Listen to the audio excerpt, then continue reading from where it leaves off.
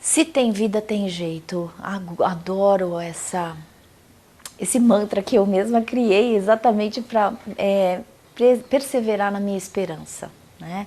Então, no ponto máximo da minha dificuldade, desse tsunami existencial que foi a inflamação cerebral, eu falava, bom, você sabe que assim, eu não estou conseguindo mais me movimentar, eu não lembro da ordem alfabética, eu estava na época que eu estava fazendo meu pós-doutorado, então assim, eu passei da condição de ser pós-doutora, professora universitária, mãe, esposa, amiga, psicoterapeuta, né? Eu passei para ser, de uma hora para outra, paciente do quarto 708. Né? Então assim, eu falei, eu fui destituída de tudo aquilo que eu utopicamente achava que eu tinha, né, sob controle. Não tinha nada, eu achava que eu tinha uma agenda, né, isso, né, eu não tinha tempo para adoecer. Né? E para mim realmente foi uma grande provação e uma possibilidade de eu me reerguer e resgatar a minha esperança.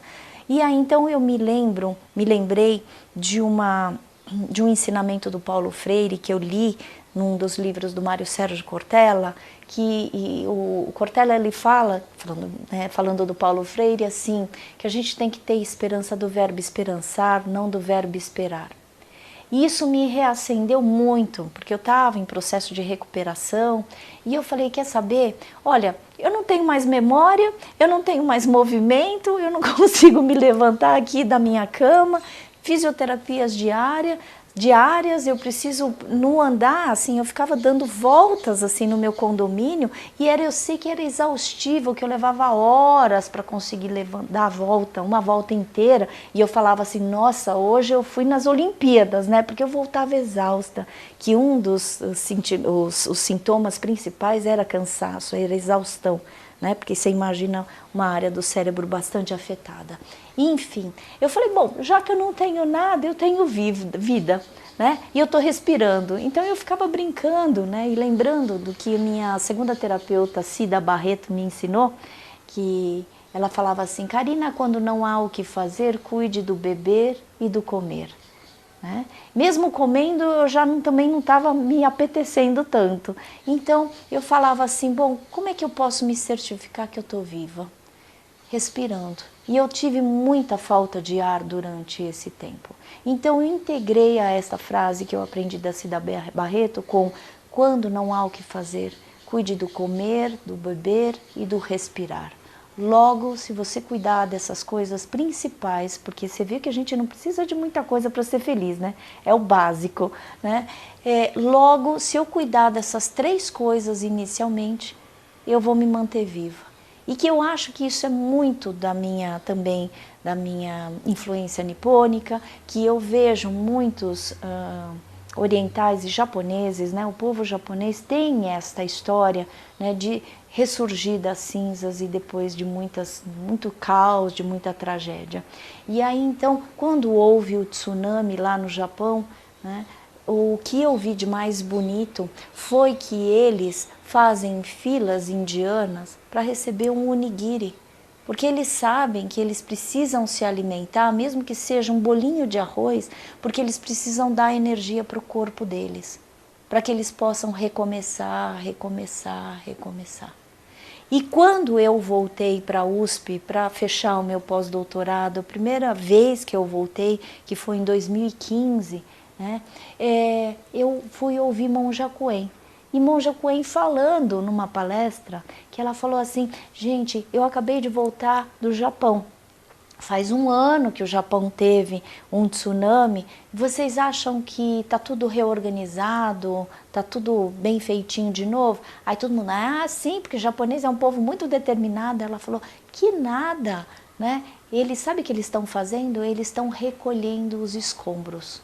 Esta hora, para mim, fez assim, porque eu estava me exigindo, depois de uma inflamação que eu chamo de tsunami existencial, não por acaso, eu fiz uma associação, que eu também não deveria me exigir ficar do mesmo jeito que eu estava antes.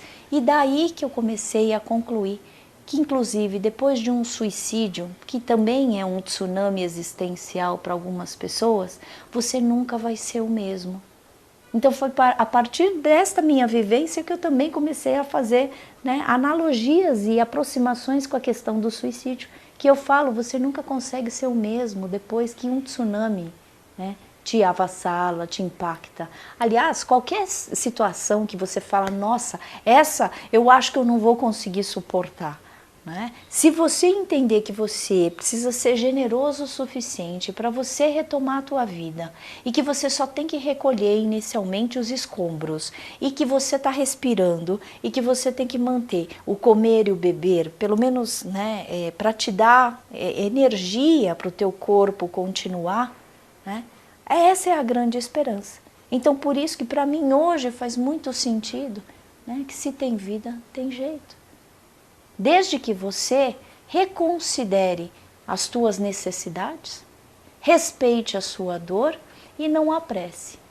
Né? Não se apresse, porque tudo tem, né, a sua maneira e a sua forma de, né, se reajustar. A gente tem que confiar, né, na sabedoria orgânica, inclusive da vida, que a gente tem condições. Eu nunca ia imaginar que há 4 anos atrás eu estaria aqui falando com vocês. Né? E estou, exatamente porque isso é a prova de que se tem vida, tem jeito. Eu estava respirando, né? Estava aqui, então talvez seja por isso. Né? Eu não sei a explicação desse bônus de tempo, mas se eu estou viva, deixa eu viver de um jeito melhor. Para que entrar em processo de morrência? Por que eu vou deixar que essa escuridão me invada? Ah, não, eu quero ser feliz, sabe? Eu coloco aqui na porta do meu consultório, fui ser feliz e já volto. Isso a gente precisa, sabe? Porque a gente precisa, e eu acho que saber viver é uma arte. E aí então eu escrevo no livro, a vida é uma arte que leva tempo.